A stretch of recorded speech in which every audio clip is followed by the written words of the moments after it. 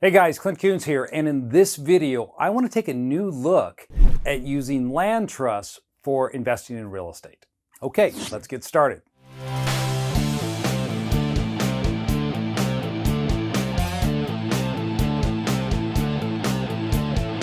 All right, so here's the deal.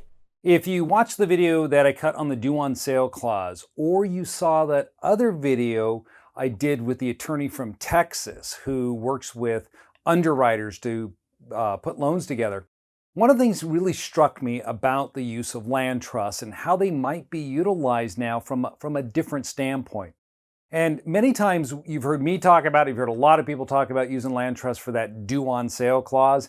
And as I showed you in my due on sale clause video that, Freddie Fannie conforming loans, which 90% of them are out there, it's not an issue, right? If you take title to property that's an investment property, you got an investment loan on it, conventional loan on it, you can move it into an LLC and they won't accelerate. So that idea of using a land trust to get around the acceleration clause, not so much of a problem. Now, maybe there may be still limited uses that you could see if you're concerned about buying possibly a subject to deal or something like that, where you think the trust would probably offer a little more protection. And I don't know if it would. I mean, an LLC, since it's permitted to transfer it in, maybe an LLC is the better way to go if you have an anonymity compliant structure. In fact, there's an idea for another video. But here's what I'm thinking. So as I was talking to Andy, something struck me. One of the things that we do know with limited liability companies and Freddie Fannie conforming loans is that you can deed the property in, but if you want to refi, what do you need to do? You need to take it out. So here's what can happen. You build a structure like this. We create LLCs here. Okay, so we got some LLCs set up. Let's just do 3. And you've worked really hard to create this structure that provides anonymity for you. So here's your Wyoming LLC down here. And each of these LLCs are owned by the Wyoming LLC. Okay, I've covered this hundreds of times.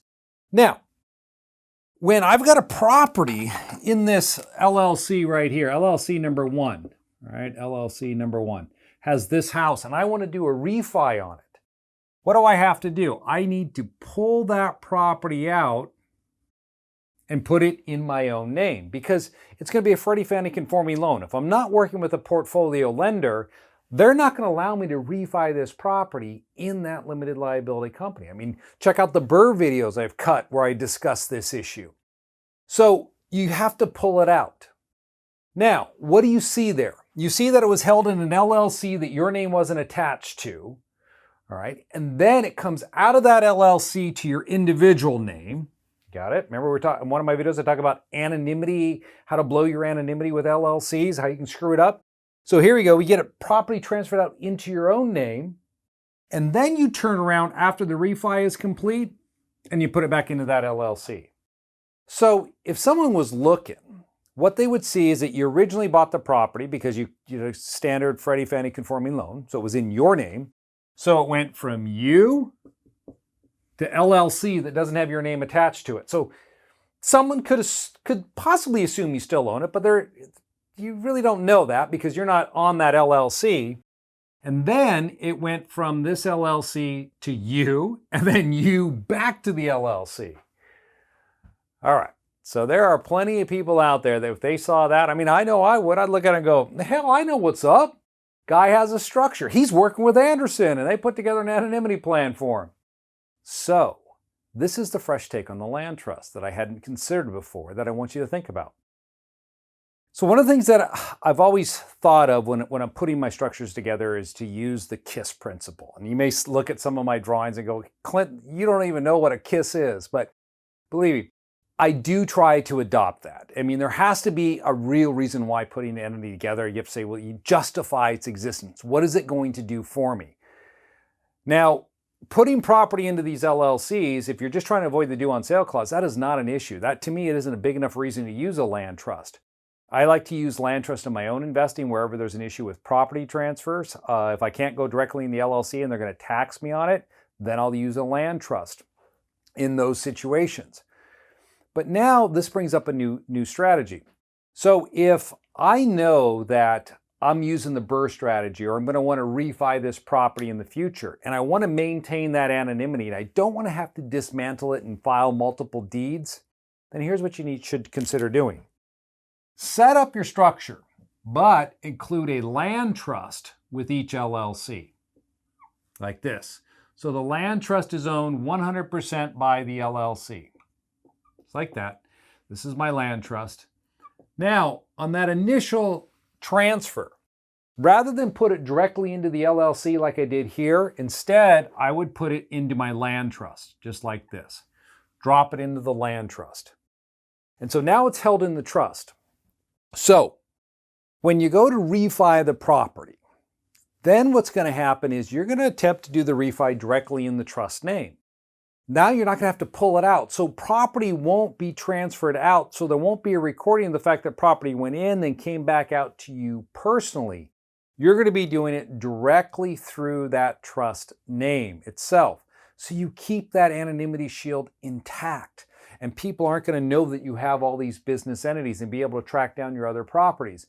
Maybe they can see the one, all right? For some reason, maybe this gives it away at some way, somehow, but they're not going to be able to tie it all back together. So thinking about it that way, this is how you may want to consider using a land trust. Consider putting a land trust into your structure to keep that all tight without seeing multiple property transfers. Now, here's the thing. This is important.